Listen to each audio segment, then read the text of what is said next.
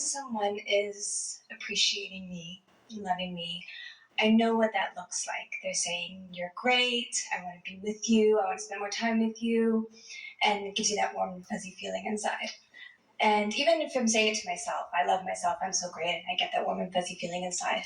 What am I, because I know that's looking for love in all the wrong places. So what do I look? Well, it isn't that it's so wrong. It's that it's not steady. Right. So if you get dependent on getting it there, it might be there and it might not, depending on what's going on with them.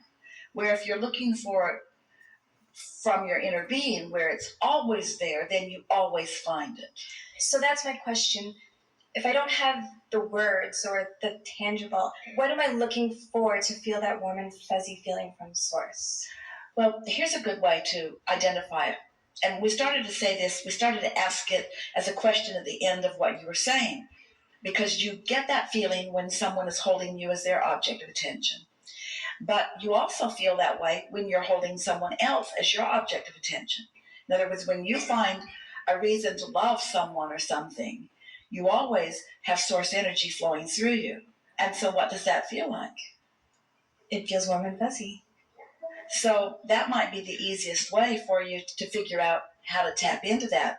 Most people, and we understand, and you're absolutely right, when someone is in alignment and holding you as their object of attention and appreciating you, then all that source energy is flowing right through them, right to you. But you don't need someone else to flow it to you, because your source is always flowing it directly to you too. But a really fast way for you to hook into that is by flowing it towards someone else. Most people are looking out there for someone to shine a positive, good feeling spotlight on them. But if instead you are looking for someone to shine it on, it always works for you. You just can't love and appreciate without syncing up. And you always feel good, don't you? Yeah. So when you say to look for love where it really is, that's the easiest way to do it, is to give the love yourself. Yes, and here's the law-based understanding behind that. The way you set your own tuner or your own receptor is by what you broadcast. So if you're appreciating, then you've set your tuner for that, and you're more likely to be appreciated. If you're criticizing, you've set your tuner for that, so you're more likely to be criticized. It's simple math. Okay, if I can just get a little bit more specific then. So there is someone in my life that I am eliciting. I know I'm causing a vibration. I'm causing the way that he's interacting with me. Well, you're rendezvousing at any rate. In other words, don't give yourself credit for what somebody else is doing, but acknowledge the part that you're playing in what's matching up. So if I just focus on, to get specific, he and I are seeing each other, but he has this fear of commitment. I know that I'm eliciting that from him. So if I just focus on... Do you have a fear of him running away? Then you are. So if I focus on loving him... Focus on him being here. Focus on him being here. In other words, he's wanting to say to you, "Hey, I'm right here. What's the problem?" But you might not always be here. Okay. So I'm making this way too complicated then. The laws of the universe are very simple. You get what you think about. So what happens? Let's talk about relationships in this way. Because a very common thing, and it isn't appropriate to say it's always this way with women and it's always this way with men, because of course that isn't true. But a very common pattern among you are that women want commitment, men want freedom. The more you ask for commitment, the more they feel their freedom impeded. The more they ask for freedom, the more you feel your commitment impeded. In other words, it's sort of like you almost want different things from each other, except that at the basis of who you each are, you want to feel good, you all want to feel free, you want to feel happy. But anytime you let your happiness be dependent on someone else's behavior, you don't feel good because you can't control them, and they don't feel good because you want to. And it's true of everybody. So when you decide that you're going to let law of attraction do the matching of things up, then you just broadcast as you mean to broadcast. And you'll get back what matches what you're broadcasting. Makes sense. Takes a little practice, doesn't it? Okay. So let's talk about relationships. So let's say that you really want commitment. And your partner is willing to go along with it because right now that seems like a good idea. But you can tell that he's reluctant to say those forever words. So you're not focused upon what you want. You're focused upon what he seems to want that you're not even sure what it is. So you're not a vibrational match to what you want. And he wants to feel free and he really likes being with you. But he's focused upon what you are demanding from him that he's not ready to give. So he's not focused on who he really. So now you have two people, neither one focused upon what they want, blaming each other for the way they feel. And that is a really common relationship scenario. So what you want to do is focus upon what you want, and the universe will yield that to you. But if you've got all jumbled in your vibration what you don't want, then the universe keeps bringing you people that hold a lot of what you don't want in their vibration. You see what we're getting at? We would not assume that just because he won't say the words that you want to hear, that he doesn't feel the same way about this lovely, unfolding relationship, because he does. But your sensitivity is the right word. Your need for something that he's not ready to say is putting you in a vibrational place that's pushing him away. If I visualize him saying it, or I visualize him staying, or... But see, here's the thing. Everyone's telling me no. It's all right. This falls into the category of trying too hard and efforting too much. So we have some questions for you. Do you believe that through life you've come to a lot of clarity about what you want in a relationship? And do you think your vortex holds that? And do you believe us when we say that the universe is arranging all of the cooperative components for that? And can you feel how when you are worried about something, you're not a cooperative component to your own vortex? Yes.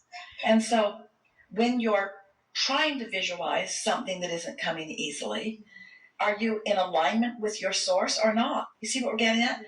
Trying too hard is always an indication that you don't believe what you're asking for, so you're just trying to make it happen. So you know what the best way to get what you want in any moment when you're worried about something? Give your attention to another topic altogether. If you would focus upon the other aspects of your life, it would take the heat off that, so to speak. Because you've asked for it and it's been given. Now how are you going to let it in? You got to stop worrying about it in order to let it in. So I had done the 30-day challenge. I kind of... What is the 30-day challenge? Well, the 30-day process, I kind of decided to just be happy for 30 days. It's a big price to pay. That's why you called it a challenge. All right. I'll do it if I have to. I'll be happy for 30 days. What possible good could come from that? But by the end of it, I had withdrawn from a lot of things that I was doing and just focused on things that, like you were saying before, just focused on doing things that made me happy. And by the end of it, I was so happy and in love with life and in love with myself. And then he came back and I went right back to where I was before. So I did distract myself, but somehow I just picked up where I left off. Well, it's time for another 30-day challenge. Okay.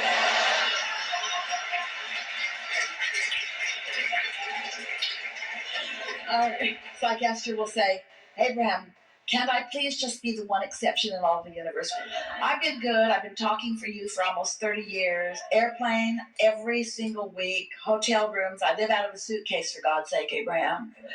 Can't you just twist the rules a little bit for me, please? Just a little bit.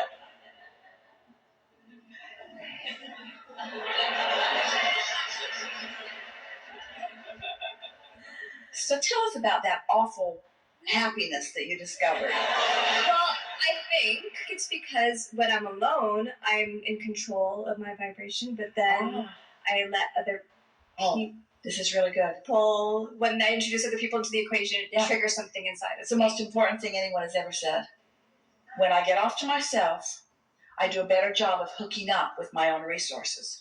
But when I'm with others, I fall into the pattern of trying to get the resources from them. Don't you just love that? Yeah. So get away, hook up to your resources, then dart in, and when that sucking sound starts coming, go screaming into the woods. You're doing really well. Just be easy about it and don't ask someone else to be the reason for your happiness. Find happiness and then let them emphasize the happiness that you found. That's the only way it works well. Because if you get dependent upon somebody else, they're going to get distracted. They're going to need to go to the bathroom. They're going to need to go to work sometimes. Just don't ask anyone to hold you as the source of energy flowing. Find your own source, and then others who have found theirs as well as you join together. Oh, it's really fun, isn't it? We are not suggesting for a moment that you haven't picked the right one. And the fact that you're having some negative emotion around it doesn't mean that either. Because this isn't really about him. It's about what you're doing with your own vibration. And not far from now, you're going to really appreciate his stubbornness.